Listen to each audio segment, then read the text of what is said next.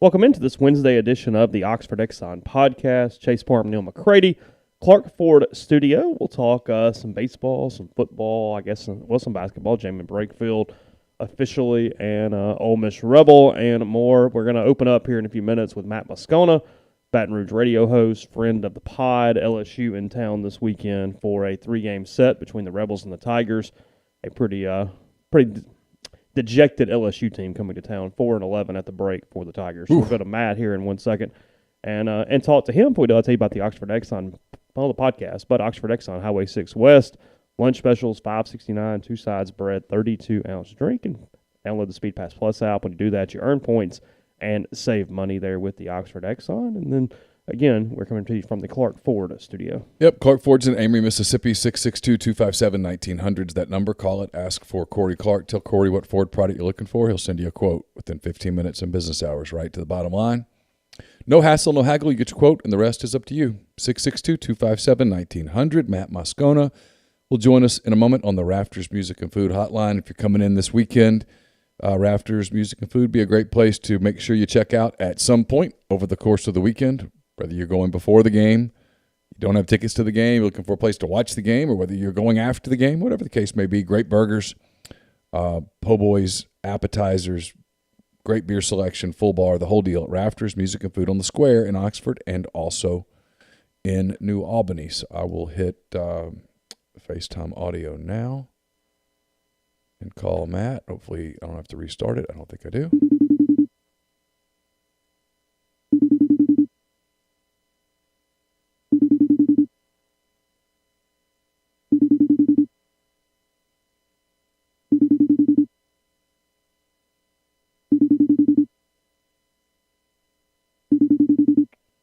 He might still be tied up. He was in Appeared to be a lunch meeting. That's what it sounded like.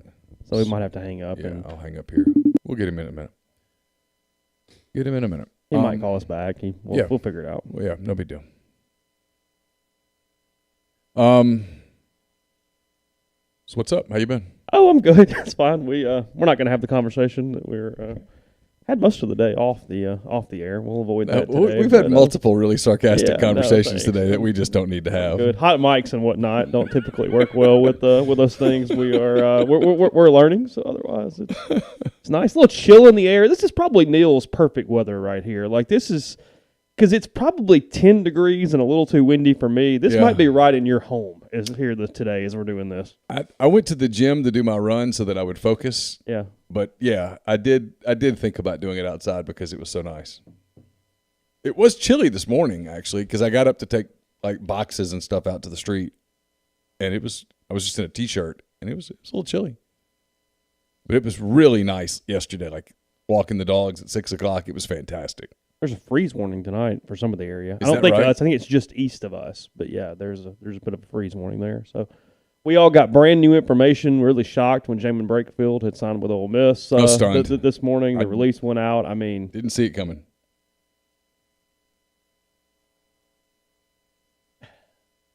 Look, there's two ways you can look at it. There are. Yeah, go ahead. We'll come back to it if we have to. Okay.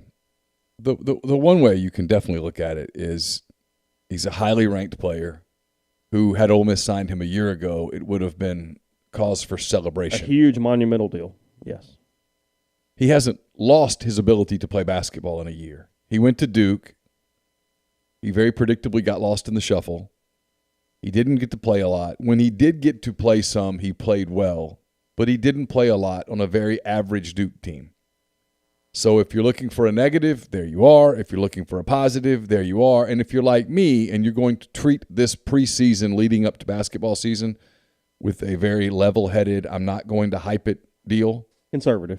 Yes, I hate using that word these days because that is a bad word. But yes, I'm going to take a very moderate, conservative approach. I mean, look, frankly, you've been burned and by the staff. I mean, they're where the high expectations came from. Yep. Well, people say, the Sean Robinson thing. Well, you were wrong on that. Well, look, it wasn't me. Mm-hmm. I'd never seen Sean Robinson play. I was told by people who had that early NBA kind of guy. That wasn't the case. And then last year, people talked about that being a second weekend NCAA tournament team. Well, they were the ones that saw them practice. It wasn't me. It was a freaking pandemic, for God's sake. Here's the deal, too, and it's mentioned in the stream a little bit. It's the world of college basketball today, but it's also the world of SEC basketball. If you don't pick up transfers who can play, you're falling behind because the entire freaking league is picking up quality transfers right now. Yeah. I mean Mississippi State picks up Garrison Brooks, picks up DJ Jeffries. You've got Ole Miss hoping they get something out of the center from Miami. I forget his name. Nice Brooks. Yeah, and then Fagan at Georgia. Fagan, yeah. I mean this is the world. It's a reset roster and hope it works out. It's going to surprise you when I tell you that John Calipari's added some players at Kentucky. Has he? Yes. He's retooled that a bit. Just a little. Reloaded there just a bit. Tennessee's brought in players. Everybody Auburn brought in Walker Kessler from North Carolina, who at the time, at one point, Walker Kessler was a high-ranked 5-star elite player. He's a lot like Brakefield. Kessler's higher ranked than Brakefield, but there's a very similar thing. He went to North Carolina. It didn't quite work out, and he didn't forget how to be a great basketball player. You got to make it work at Auburn now, in the same way that Brakefield's got to make it work at Ole Miss, and the way that he couldn't make it work at Duke. Try again. Okay. He's ready, yeah. Yeah, I know. I'm trying to find the phone icon. Well, I didn't know that until I'd already said that. He sent a text, literally, as I said, call him. Okay. Hey, guys. Hello, Matt. How are you? Okay, I'll turn him down. Yeah. How are you, Matt? Well, I'm good. As an LSU baseball fan, I've been better. But good. All in all, good. Yeah, but you probably assume that's what I want to talk about today. I mean, I'll text you occasionally out of the blue, but when it's LSU-Ole Miss weekend, that's probably what I want to reference. I am curious. Had someone told you 4-11 at the break before the season, what would you think had happened to this team? Exactly what happened. Okay. I think sometimes, especially when we're talking about LSU baseball, we become sort of married to the brand and the expectation. But realistically, this is a team a year ago that had they finished the season, it wasn't going to go well. Mm-hmm. And realistically, they came into this season, guys, with one player that had ever proven he could hit SEC pitching, and that was Cade Beloso. Sure. So they needed a whole bunch of guys who had never done it before to prove they could do it. And it just, when you looked at the schedule, the way it started with Mississippi State and then Vanderbilt and Tennessee decided to be good this year, I'd have believed it. I would have believed that it's gone the way it has. Maybe not 4-11, but I certainly would believe they'd be sub 500 and fighting a very steep uphill battle in the back half of the schedule. And I obviously want to move forward in a second. One more kind of revisionist history question, but what did you sort of have them pegged at? I mean, did you have them as a 2 seed somewhere? I mean, obviously you thought they'd be a little better than this. I said that they were a 500 team in conference, and I hoped that maybe sorry, radio popped on. All good. I hope that maybe that they could find a way to fall on the other side of 500, end up 16-14, but realistically, I thought 14-16 was what they'd end up and end up somewhere traveling in a regional. And obviously you didn't expect Jaden Hill to only pitch a couple weekends.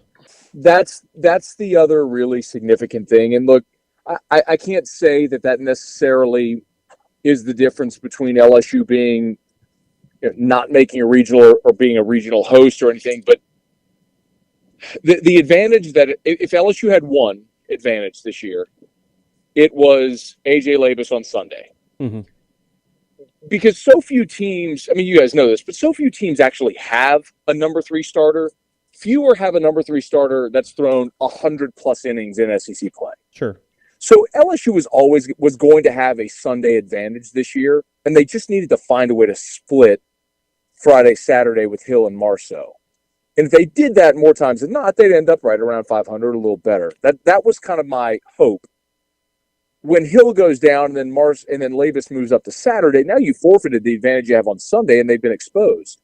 And what they thought might be a strength at the back of the bullpen just hasn't been. It's just everything that they thought they could rely on hasn't gone to plan, and everything they needed to be better hasn't been. It's why you're sitting there 4-11. Yeah, I mean, I was sitting there pretty early in the season. I mean, you'll remember the night, and Jaden Hill was not pitching well, but he was still healthy. But when they went into that extra inning game with, was it UTSA in the non-league, Yep. whatever night that was, and at some point Drew Bianco's in center field, and they're just not pitching very well and not hitting. And I went, hey, I've seen LSU baseball that turns it on at some point. This isn't it. This roster's not very good right now.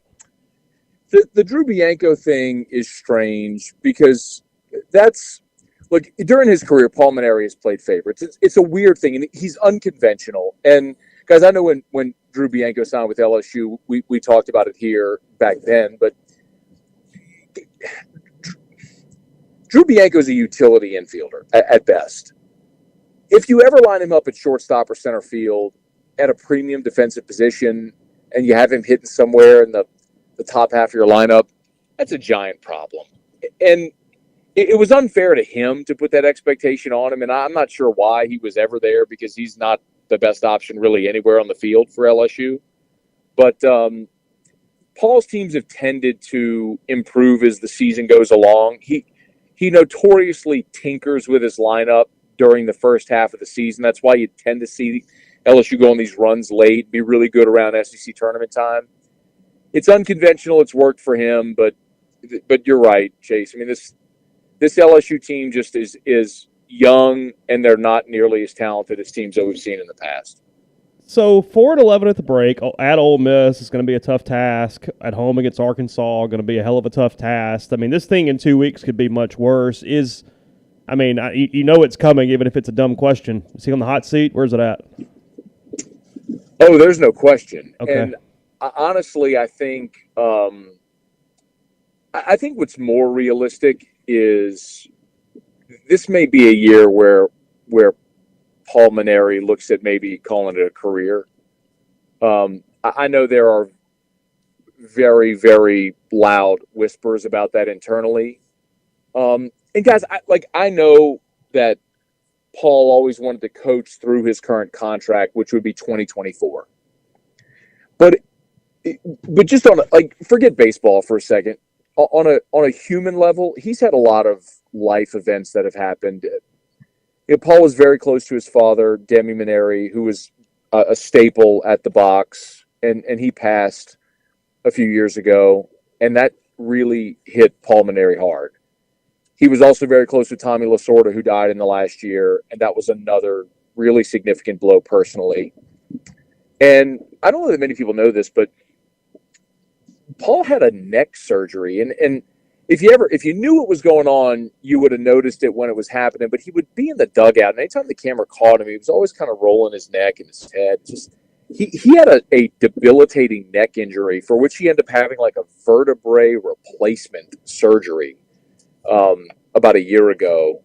I mean, he's just been through a lot of things, like physically and emotionally, that I think it's just accelerated maybe the onset of the end of his career. And I just wouldn't be surprised if, all things considered, this is where Paul maybe decided to retire after the season.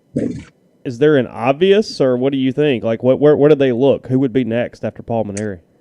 Now, I think that is where LSU fans are probably going to get a bit of a reality check. Because, look, there was a few years back where Texas courted Mainieri really heavily, and he entertained it, and LSU ended up extending him. But before they did that, they went and kicked the tires, and they called Tim Corbin, and they called Kevin O'Sullivan, and they called Jim Schlossnagle and some other big name coaches, and they were politely told no thanks. And I think what's happened over the last 15 years since Mainieri's been in Baton Rouge is everybody invests in baseball now, guys. I mean, you know this. Mm-hmm. I mean, there's been 5 new stadiums in the league that have been built that are nicer than the box. Everyone will invest resources into their program. And I think if you're a coach at a place, you're going to look and go, I mean, the place where a guy who won a national title has been to Omaha 5 times, played in another championship series, the winningest active coach, and you're running him off? Like, why would I go there? I think that's the dose of reality that LSU is going to get when inevitably they look for a new coach, if it's this year or whenever it may be. that it's going to be difficult to pull a really premium name. It's not going to be just offer and whoever you want comes. It's just not going to go like that. Texas ended up with David Pierce, and Texas is a hell of a baseball program. Yeah, and I mean, Texas certainly hasn't had the success in the last 25 years that LSU has, but that's a great point. I mean, some of the names that people throw around that you hear around here might even be someone like Jake Gautreaux. I mean, Jake Gautreaux played at Tulane. He's an assistant at Mississippi State right now. Hasn't been a head coach, but knows this area. And, like, a lot of that makes sense. Young guy, energy, can teach hitting, big league pedigree. But you're talking about hiring potentially a first-time head coach at LSU? I mean, that's I'm not saying that's where the administration would definitely go, and we're definitely getting way ahead of ourselves. But, I mean, that's the kind of conversation that's being had, though, quietly. They wouldn't kick the tires on Mike Bianco at this point, right? That ship has sailed? Neal, I think that's hard to believe, man. I mean, he's the dean of SEC coaches. He's been at Ole Miss so long now. I don't know why he would leave, and I don't know why LSU would think that's her. There's just aside from the fact that he played at LSU, I can't think of a reason why that would make sense. That only made sense in 2006 when Bertman was the AD. True. You know what I mean? I mean, having been a Bertman player and coach, assistant, like, would have made sense then. But at the time, Mike didn't have the credentials that Paul did at the time. I mean, Paul had taken Notre Dame to the College World Series. He had built 3 different programs at that time. I mean, it made sense, and he rewarded them. They won a national title 3 years after. So, I mean, they were in Omaha 2 years later and won a national title in 3 seasons. So, it made sense then. But just like everything else, I mean, sometimes things run their course. I know you're pretty slammed. I don't have a whole lot of time. I'm just curious, though, because I guess we've talked about this around in circles. I don't know if I've asked the questions directly. I mean, Mike Bianco's not getting fired. They're number 6 in the country or whatever they are today. But just in general, Ole Miss, a team, a program that's had a hard time in the postseason. They're always in the tournament. Mike's never bad. Frankly, he's never bad in a way that no other SEC West program can say. But they're 1 for 21 in College World Series appearances. It's a postseason sport. At what point does that take precedent in your mind, no matter what else you do? So, like, I may be different than most fans in this respect. And it's certainly a foreign idea here in Baton Rouge because they have won championship here, right? I mean, they've won 6 titles. But college baseball has evolved to the point now where, in baseball in particular, a coach can't pitch, a coach can't hit. Like, once you get to the game itself, there's only so much. Yes, I mean, a coach call a hit and run. He can go in to maybe have a hook and bring in a matchup. I mean, absolutely, there are those things. But it's not like an offensive coordinator in football where you're calling every single play and it matters sequentially how you're building that offense. For me, I listen, I go, your job as a head coach is have team perpetually in the mix to get to Omaha, and if you get there, see if you can play your best ball over 2 weeks and maybe win a best-of-8 tournament. Because that thing's a crapshoot, man. We have seen Fresno State as literally the last team in the tournament win a national championship. We have seen Coastal Carolina win a championship. We saw Mississippi State in 2018, which was 15-15 in the SEC, make a run all the way to the championship series. Like, fans don't hear this. It's just a different sport. It's just different. And especially now with the way it's structured in the postseason. Like, if you have a guy that has you perennially hosting a regional and in a national seed spot hosting super regional, that should be your expectation. And then you hope you can go play your best ball for 10 to 14 days in Omaha. I mean, from my standpoint, if you're going to run out Mike Bianco in Oxford, that's foolish. Ole Miss was never a relevant program at this level before him, and there's no guarantee the guy after will be as well. I get it that it's a postseason sport, but what button could any one person push that's going to make Doug Nikhazy be better in Omaha than he might be this year? I just don't know that answer. I know you don't have a lot of time, and this is a question that would take you an hour or more to properly answer, but What do you expect to happen over the course of the summer and the fall as it pertains to this Title IX investigation? What the whole football program, Will Wade situation? I mean, it's just like a lot of chaos down there. Yeah. I mean, think about this, Neal. There's a real possibility that retire, fire, whatever, you could be moving on in baseball. If the Will Wade stuff could come to a head at any point, you could need a coach in baseball. And considering all of the Title IX stuff and what many people think this LSU football team might be, it's not unrealistic to think you could be moving on in football. I mean, in the next calendar year, you could have a new head coach in all three major sports. I'm not sure I would necessarily predict that, but it's certainly possible. If I told you that either Wade or Orgeron survived through this coming season, which one would you bank on?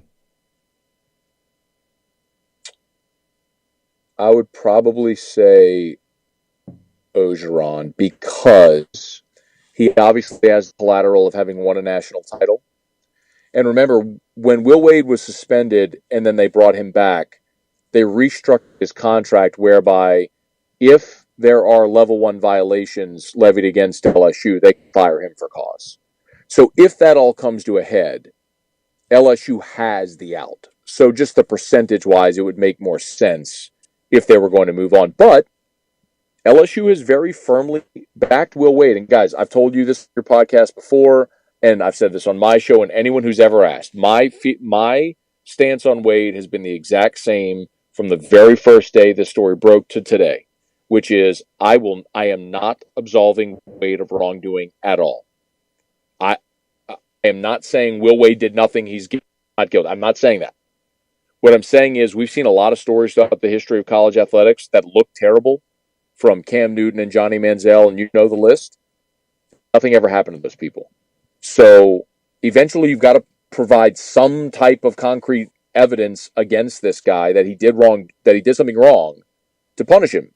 And that hasn't happened yet. I'm not saying it won't happen, but it hasn't happened yet. And until it does, LSU told you they're going to ride with him. It's interesting because I've had this conversation with college coaches, plural, and no, not ones at Ole Miss, where they've complained about Wade, and I've said, at some point, I get it, because it's on audio tape. I mean, it's right there. You can hear it.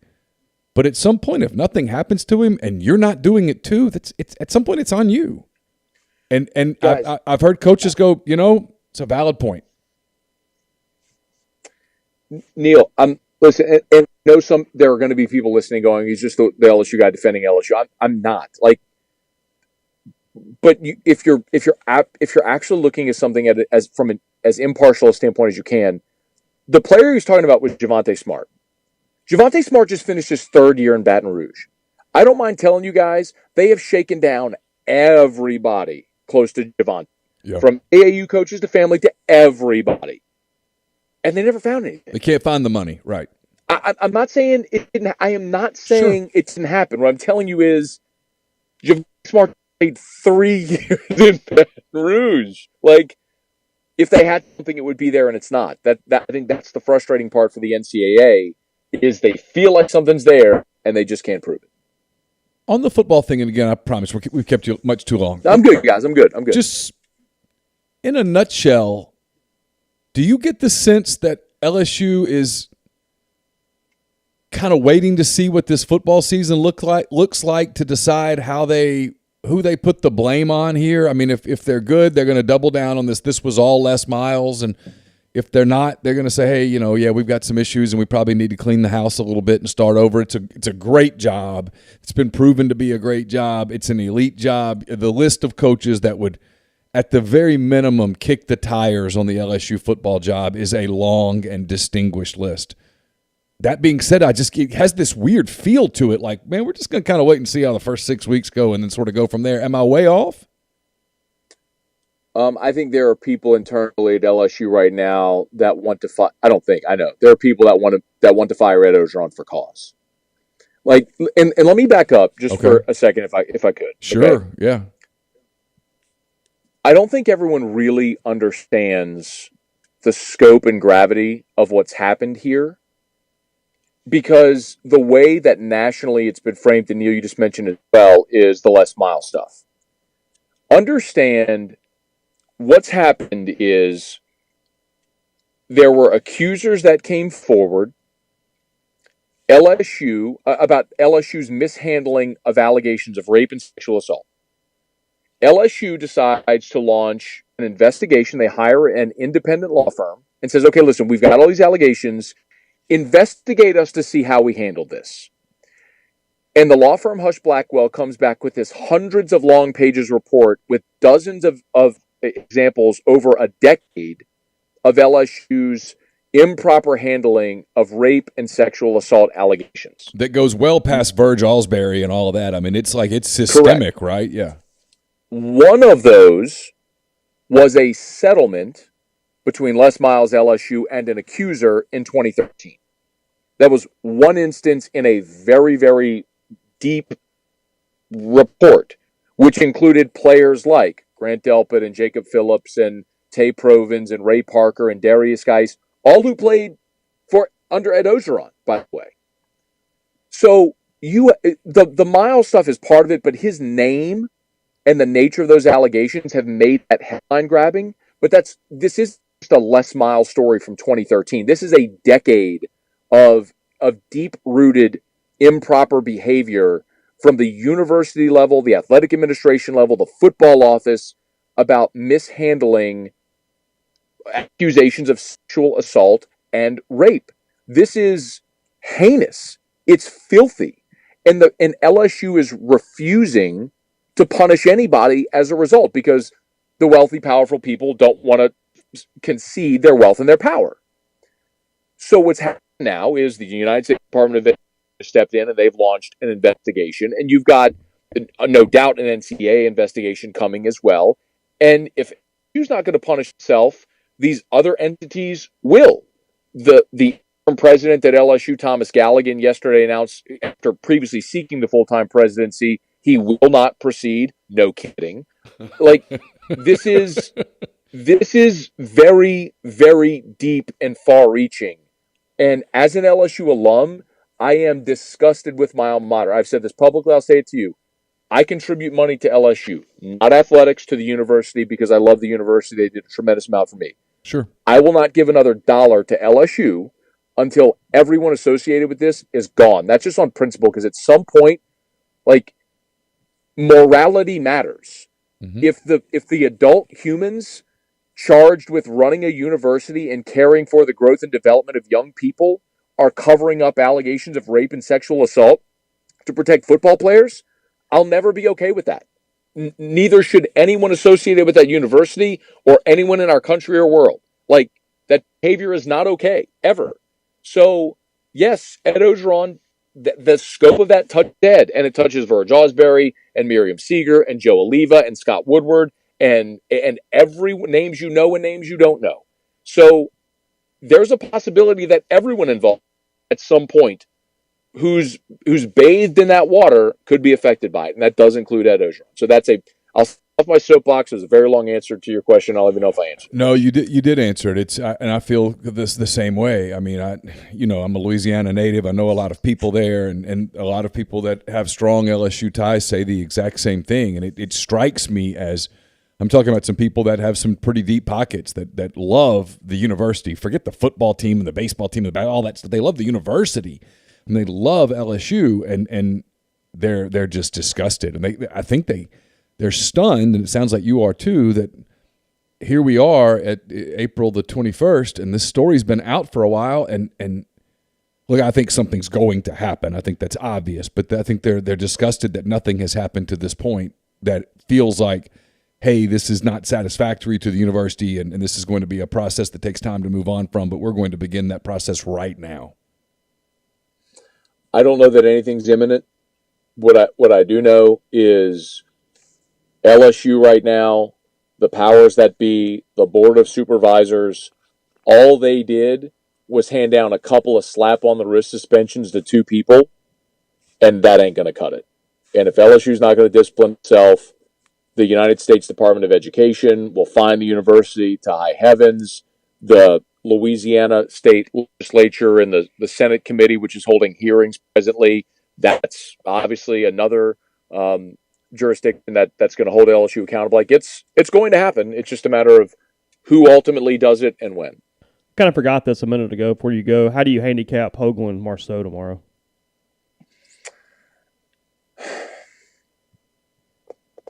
I mean, it's in Oxford. I've seen you lunatics out there throwing beers in right field and everything. It's not going to go well for LSU. But Marceau's been an ace, man. This is the kind of thing that, as a college baseball fan, I love, because it's what the game has become when you have guys that you know are going to be big leaguers one day going against each other, and you get to say, "I saw him win." Mm-hmm.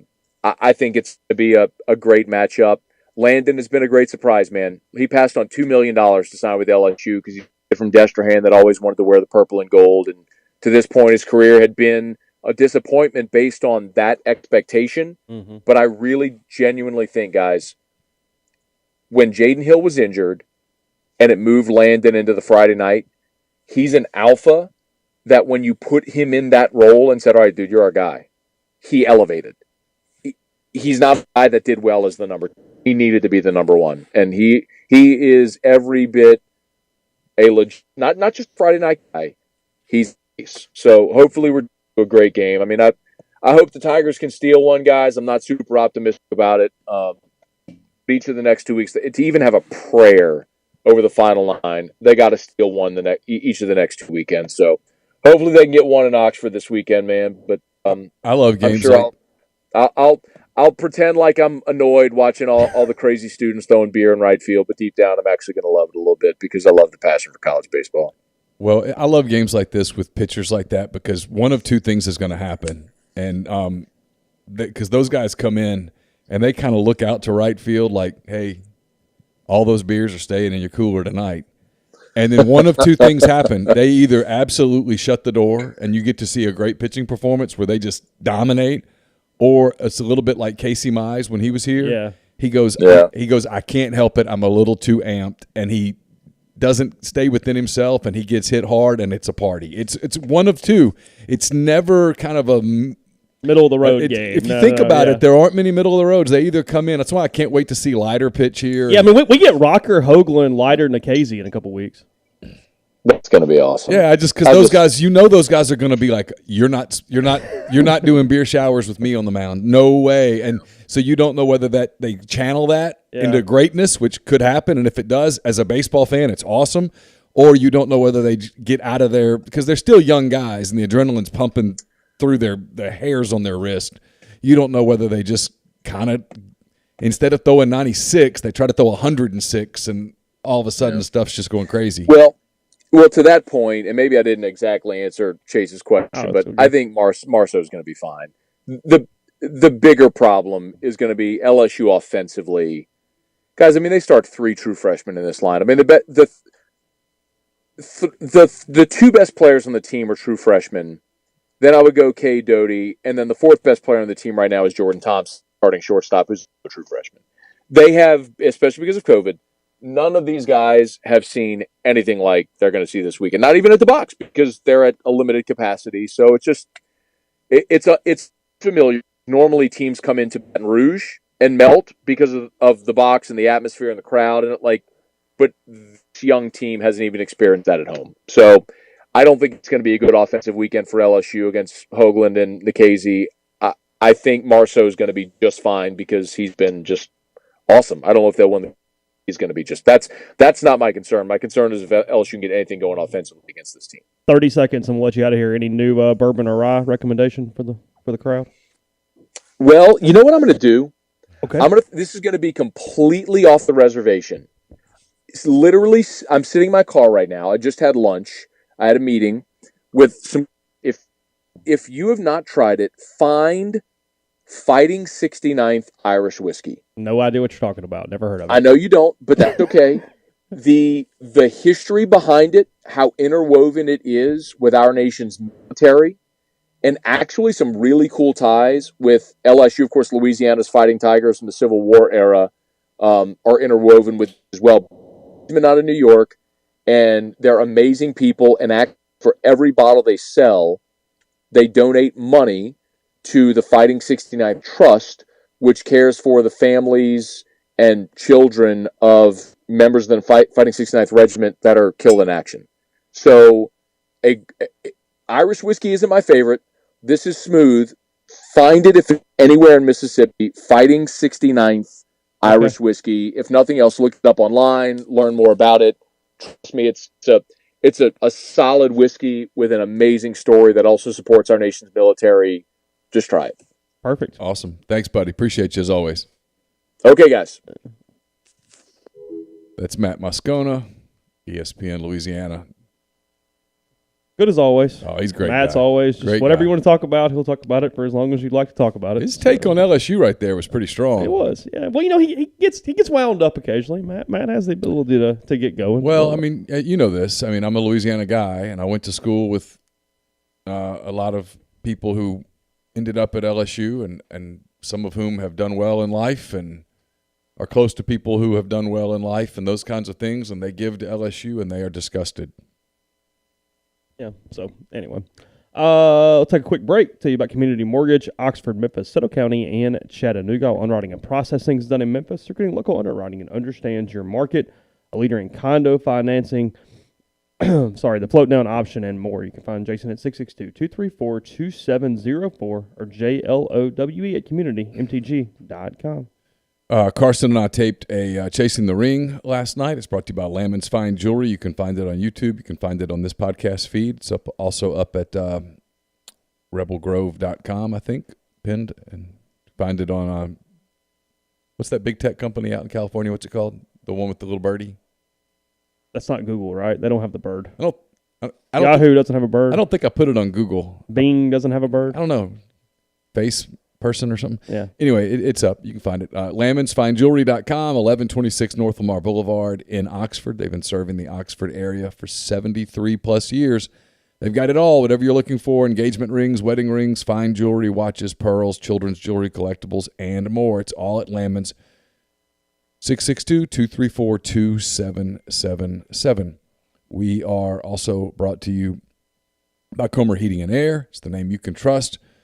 With more than 50 years of professional HVAC experience in Oxford, Tupelo, and the surrounding area. You guys know the spiel by now. It's going to get warm. This last little cold stretch, people are complaining about it in 3 months. You're like, oh, my God, I would love for just one of those mornings like that. I want to make sure your air conditioning system is in tip-top shape. 662-801-1777. Zach and I taped a soft verbal yesterday. It's up as well. It's brought to you by the College Corner. It's one-stop Rebel Shop, 2 locations in the Jackson area, one in Ridgeland next to Fleet Feet, one in Flowood next to Half Shell. You can also go to collegecornerstore.com. I don't even want to know. And we're also brought to you by Pinnacle Trust based in Madison, Mississippi. Also home to the Pinnacle Trust 401k advisory services team, where you gain a valuable advisory team and time-saving resource that will help you develop and maintain a solid strategy for your retirement plan. Get in touch with them today. They'll conduct a complimentary, no-obligation benchmarking and analysis of your current 401k plan. Mention that you heard about Pinnacle Trust on the Oxford Exxon podcast. You get 10% off your first year's fees.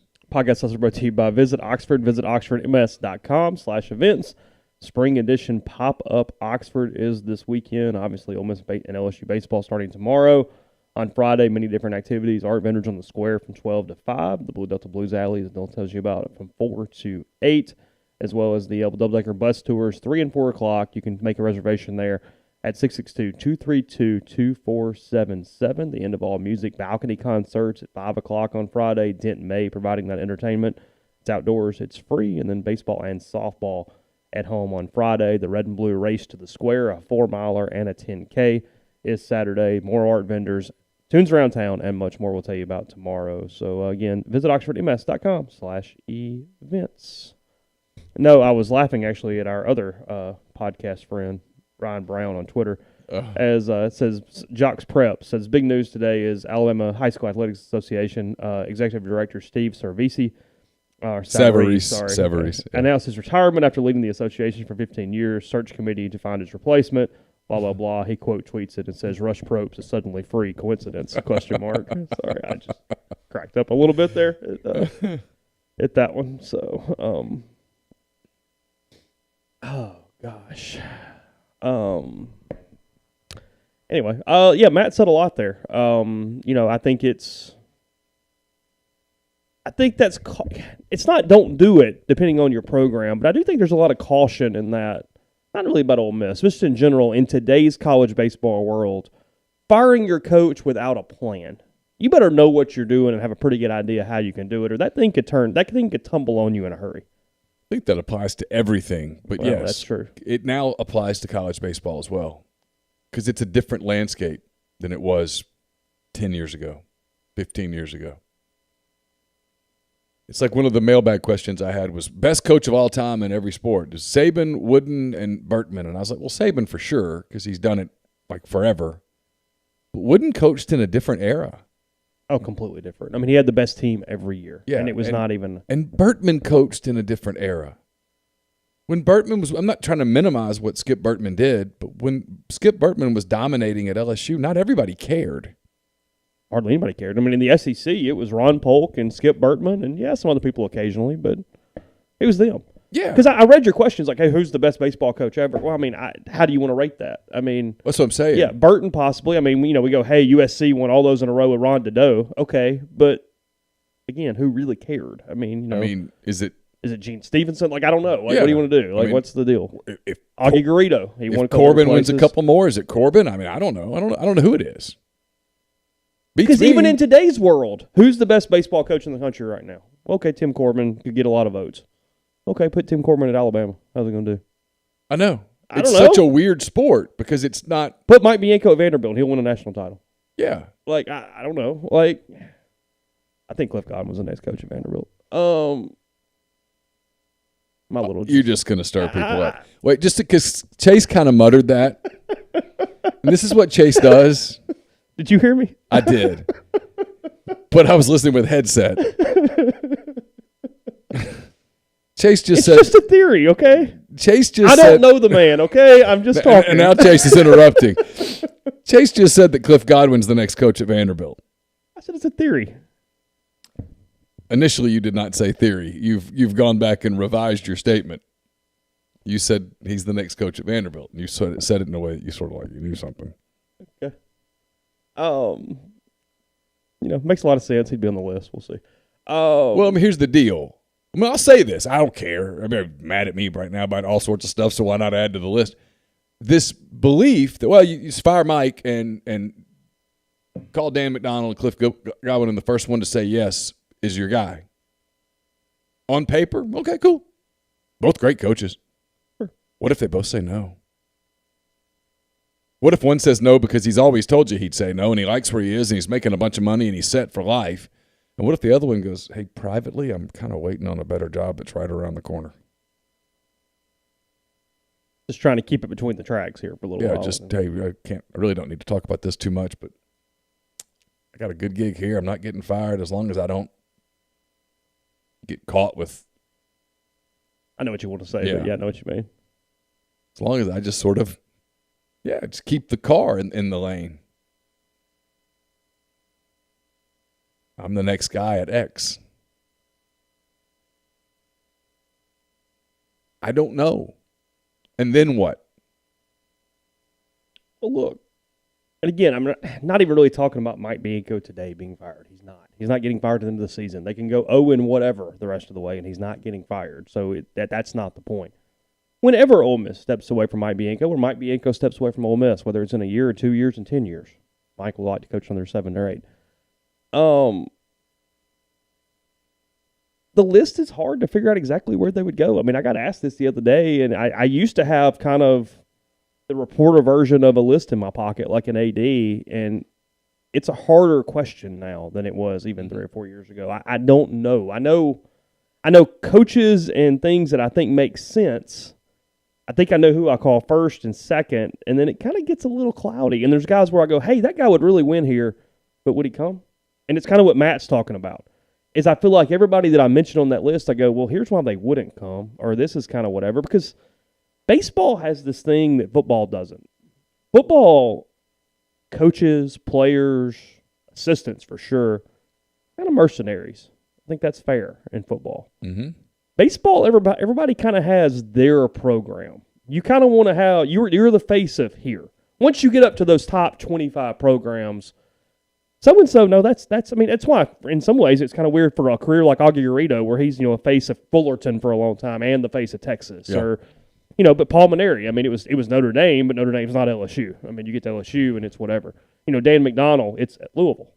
They pay him like crazy. He wins. He has no interest. He's turned Florida down. He's turned Mississippi State down. He's turned LSU down. Done. Not going anywhere. So where is that program and who's the first one? And you don't believe he would take the Ole Miss job? I don't think he would even take the phone call. Okay. Look, call him and ask, but no. He makes more money than Mike. I understand that. I'm just there are people who stubbornly protest this, and I'm just no one in this state from a media standpoint is more connected to McDonald than you are, and so I'm asking. No, he wouldn't even take the call. Cliff would take the call, and I don't know if he would take it or not. I have no idea. I know to the point that Kendall wouldn't listen, it was kind of dumb. I knew he was not going to take the state job a few years ago, but I don't know about Ole Miss. And it's not even really a loyalty to Mike. It's just, is that the job to leave the alma mater for before he gets to Omaha, too? Because that's very important to Cliff. Right, wrong, or indifferent. To get his alma mater Getting his alma mater to the College Right. World Series is incredibly important to him. Right. It's him. I don't know. He's turned down 2 SEC jobs, but it was 2 bad SEC jobs.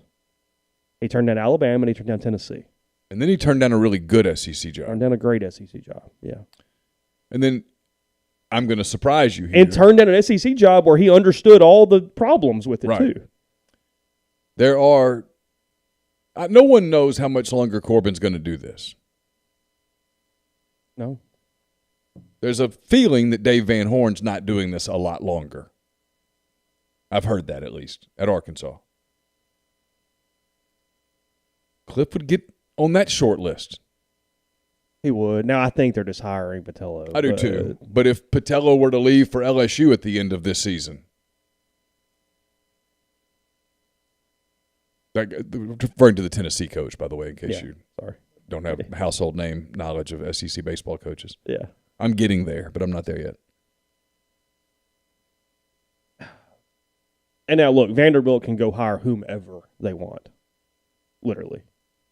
Yes. Now, they can go just take somebody. No, they literally can go get any coach they want. They're Alabama football at whatever. And I think Arkansas is close to that. They couldn't go get anybody. They're scared off. Some coaches are going to be scared off at Arkansas relative to a Vanderbilt job by the in-state talent. Sure. That, hey. Oh, yeah, it's not the Vanderbilt job. But you could argue because Vanderbilt can even go into a sneaky, really good baseball state in Tennessee and take people locally.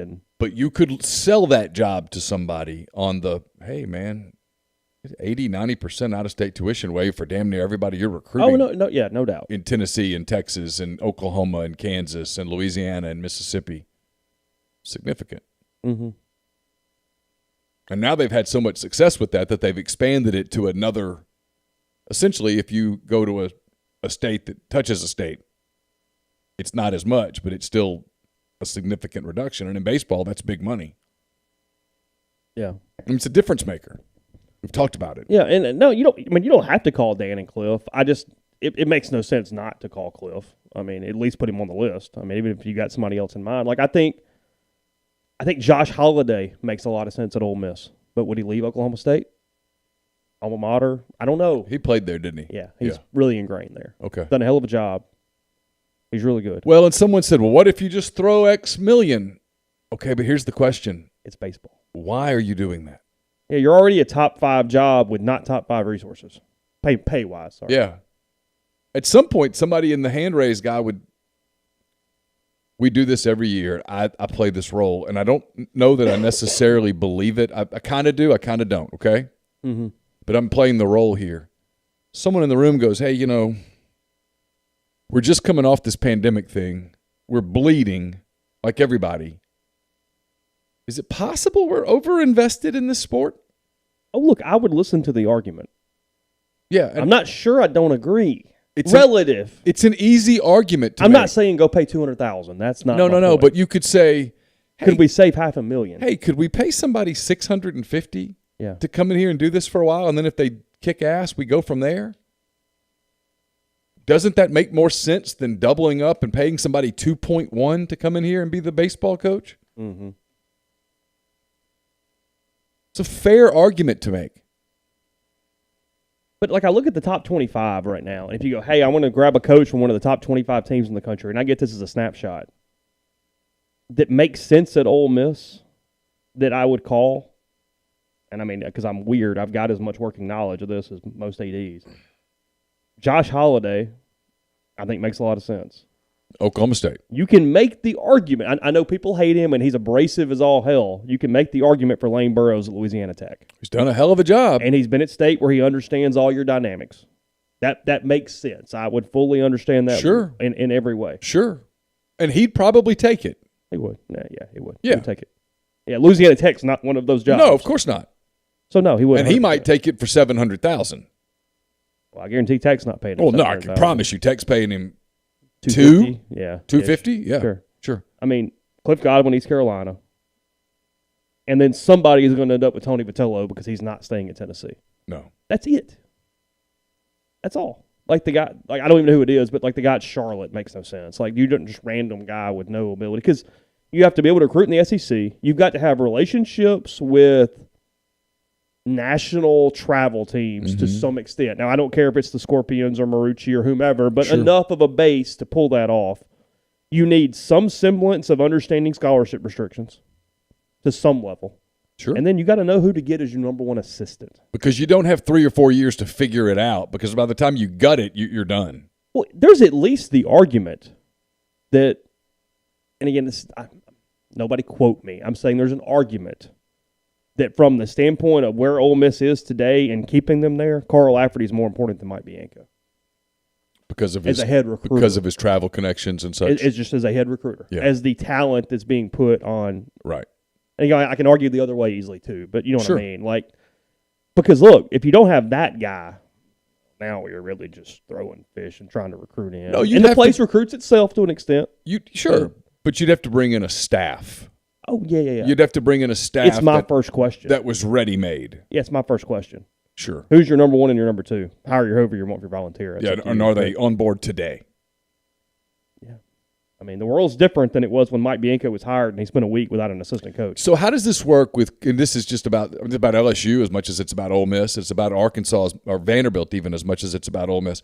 They're committing these 9th graders and 10th graders. When a coaching change happens, does the kid stay committed or can the kid open up at that point? I would say the majority stay committed because they commit to a school. Because, I mean, again, you know, your new coach is a professional salesman. I got a year and a half. Sure. And there's not an urgency. If I'm a sophomore, well, I've got time to wait and see who they hire. Right. I mean, I don't have to, oh, God, he got fired. Let me go the next day and let me decommit. I'm not even driving yet, yeah. Who cares? Right. Yeah, Sure. no. So the majority of them stay. But, yeah, they'll be, well, because you're starting to have schools kind of pick at it a little bit. So, sure, you know, the guy at LSU or Maneri gets fired and there's a kid that's in New Orleans, the Tulane head coach calls a summer guy and goes, hey, how about that? Let's put a little bug in his ear here and sure. Just ask him what he thinks. Does the transfer portal kick in baseball the way it does in the other sports? Where it's rocking basketball, it's about to rock football this summer. Does it do anything in baseball? I think it's more high impact but selective. If I'm a mid-major, I'm terrified that every Power 5 is stealing my ace. Yeah. That kind of thing. Yeah. But no, I don't.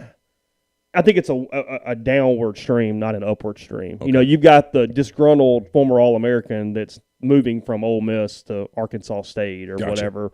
But I don't see where, hey, that kid hit 380 for Arkansas State. Everybody goes go grab him. That doesn't make sense. A kid who gets 5 at-bats a week in the SEC gets a call from Middle Tennessee and goes, you're our cleanup hitter. Yeah, of course. But the other way, because here's the deal, they haven't seen the pitching. It's so apples to oranges.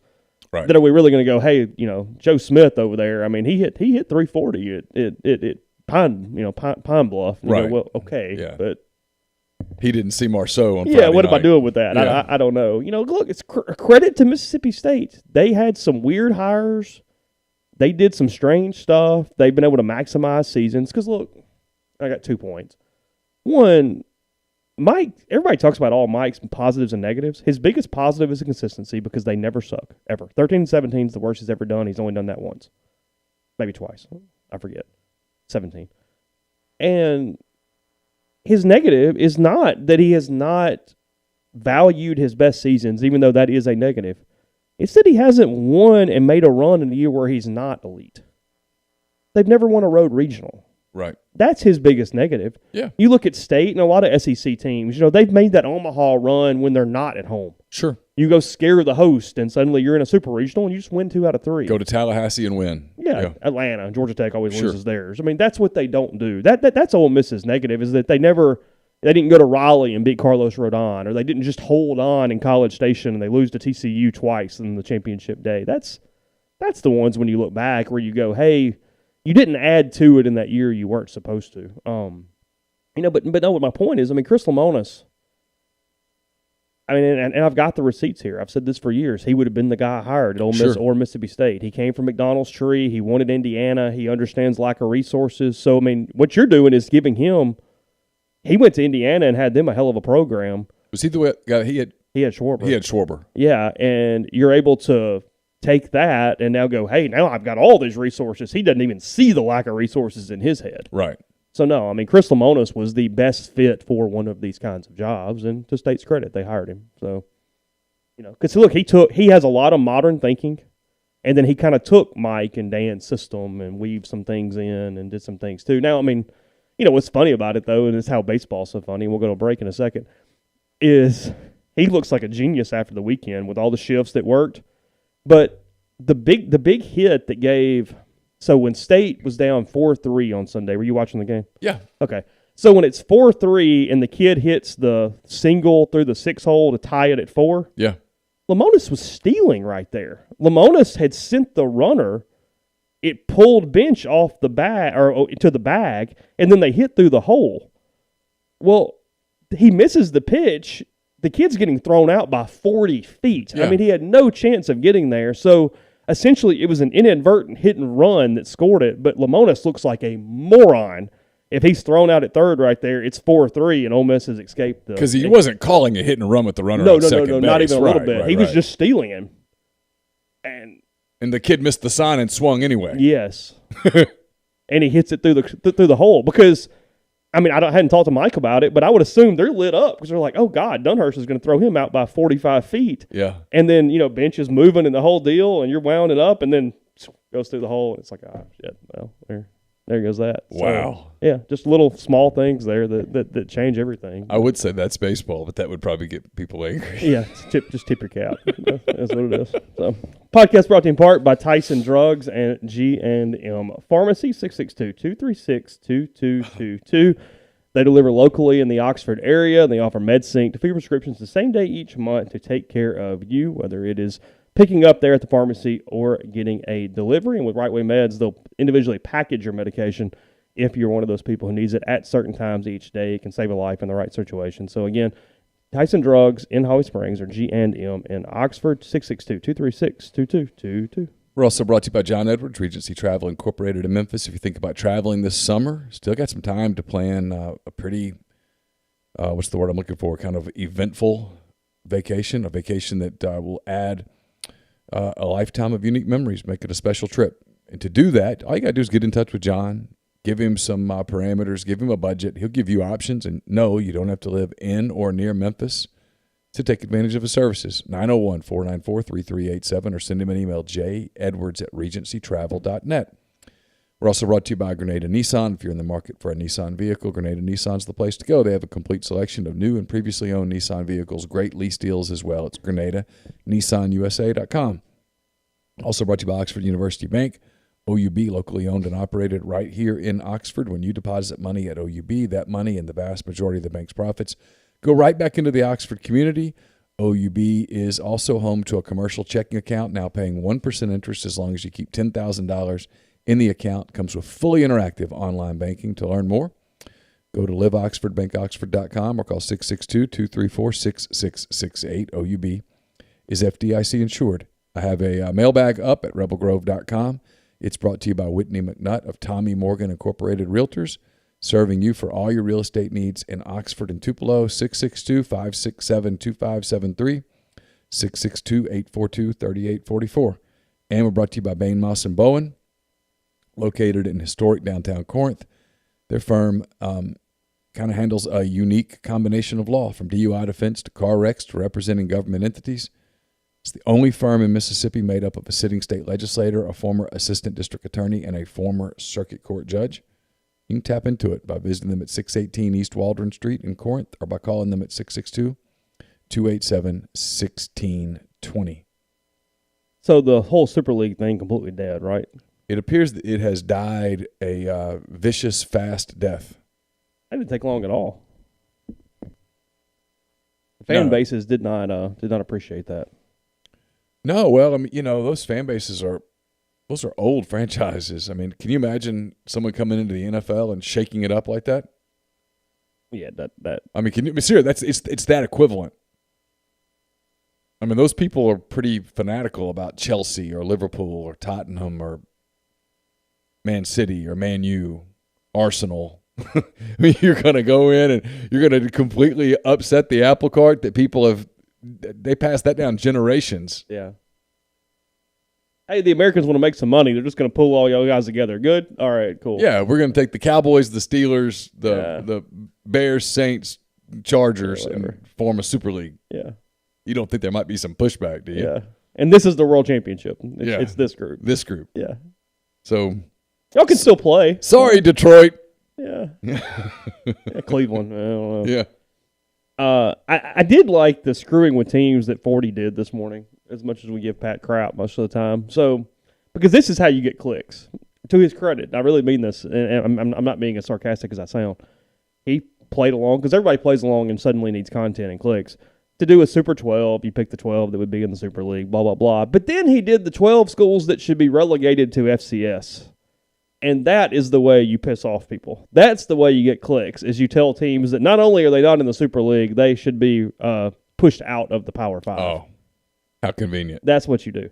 I was expecting an Ole Miss screw with here. He did pick an SEC West school, but I was expecting an Ole Miss mess with there and didn't get it. He didn't do it? He didn't do it. No, he picked a different SEC West school. Yeah, now would not be the time to mess with Ole Miss, because with Lane, you could really end up looking stupid in a year. Yeah, so his 12 that he had were Alabama, Notre Dame, the ones that's in the league, obviously. Alabama, Notre Dame, Texas, Ohio State, USC, Florida, Penn State, LSU, Oklahoma, Georgia, Clemson, and Michigan were the ones that he had in the league. And then the ones he had that the relegated list, 12 teams that, as he says, could disappear from the Power 5 without being mourned or noticed. He says that Colorado was spared due to a national championship in 1990, and South Carolina was spared due to admirable attendance for a bad product. Okay. Sure. Whatever. Kansas, Rutgers. Sure. Oregon State. Okay. Arizona. Okay. Vanderbilt. Yeah. Illinois. Okay. Maryland. Yeah. Duke. Maybe. Syracuse. Yeah. Wake Forest. Sure. Boston College. No. Arkansas. I get it. Kind of. Well, here's my problem with Arkansas. The only SEC team you can do that with, in my opinion, is Vandy. Vanderbilt. I don't think you can do that with South Carolina or with Arkansas. I just They're don't. They're top 20 money team. I mean, everybody's got money now. They were rolling with Bobby Petrino, and that wasn't that long ago. Houston Nutt took them to Atlanta. Houston Nutt took them to Atlanta twice. Tied for 3. Come on. I mean, are they the worst program in the SEC West? Yes. But the SEC West is stacked. Yeah. I mean, let's recap this real quick. Mm-hmm. You've got Alabama, which is the premier program in the country. They are. You've got Auburn, which is a perennial top 10 to 15 program every single year, with rare exception. Sure. Fair? Yeah, sure. LSU is 2 years removed from maybe the greatest season in the history of college football. Now, it appears to have been bought and paid for, but whatever. So are Alabama's. Yeah, such is life. Mississippi State was in the BCS championship in the group of 6, whatever they're called, not so long ago. 2015. So was Ole Miss. And A&M went 10-1 last year. And A&M is, yeah. So, yeah, I mean, it's a tough road for Arkansas, but let's not pretend. The 2 closest to Arkansas in the deal both played in Access Bowls in 15. Right. And so no other division goes, you know what, our 6th place team might go to the Sugar Bowl. So my argument to Pat would be, I tell you what, Pat, let's pick up your beloved Michigan or somebody, and let's drop their ass in the SEC West and see what's up. Because they just might pull an Arkansas. And on the flip side, you might take Arkansas and drop them in the Big Ten, and they go, hey, this mediocrity ain't so bad. We got Purdue Saturday? Okay. Yeah. Play Purdue. We play Illinois. Son of a bitch. Followed by Rutgers? Yeah. Woo pig. Yeah. I mean, come on. You got to be a little, you got to be kidding yourself with some of that. And I realize he's just getting clicks. I get it. But no. Vanderbilt, you can toss because they don't compete. They don't try at this point. But everybody else competes. Sure. You've been to Fayetteville. Yeah. You've been to Columbia. Lexington. You go to those two places and you walk in and you're like, whoa, boy, do you get the right guy in here? I mean, come on. Yeah. I will tell you this because a lot of you guys are coming up this weekend. I want to make sure I get this in the live stream. We told you about Blue Delta jeans. You know, Blue Delta jeans, best fitting, most comfortable jeans in the world. Raw denim jeans, custom fit, hand tailored in Tupelo. One size fits one at BlueDeltaJeans.com. They've got their Blue Delta Blues Alley this weekend in the alley between the Blue Delta Studio and the Lyric on Friday night, scheduled from 4 to 8. The Lyric downstairs bar will be open on Friday night as well. If it rains, they're going to have an acoustic show in the Lyric. Still have the cash bar. If it doesn't rain, you can bring your chairs and coolers to the alley as well. So there's a lot of different options for you. Again, 4 to 8 on Friday, and then 2 to 6 on Saturday, an afternoon of music. So at the Blues Alley, have a good time celebrating Oxford. And don't forget Rebel Grove subscribers, podcast listeners, just mention Rebel Grove. You get 10% off at Blue Delta in the studio. So we will be back on the show tomorrow. I'm assuming in the afternoon. We haven't really talked about what time yet, but we'll be with you for that. Probably talk a little more basketball, and then whatever else, maybe a mailbag. I hope we have a guest. I think we will have a guest, but in case that doesn't work out, I don't want to make him act like he canceled me or something. So we'll hold off on that. But appreciate Matt today for his time. Really good stuff there. Ole Miss and LSU tomorrow night, 7 o'clock for that one. They're retiring Don Kessinger's number tomorrow. And then Lane Kiffin throwing out the first pitch on Saturday, a noon start for that prior to the Grove Bowl at 4 p.m. Friday night's game at 6:30. So enjoyed everybody in the live stream. Take care. Be safe. Talk to you tomorrow.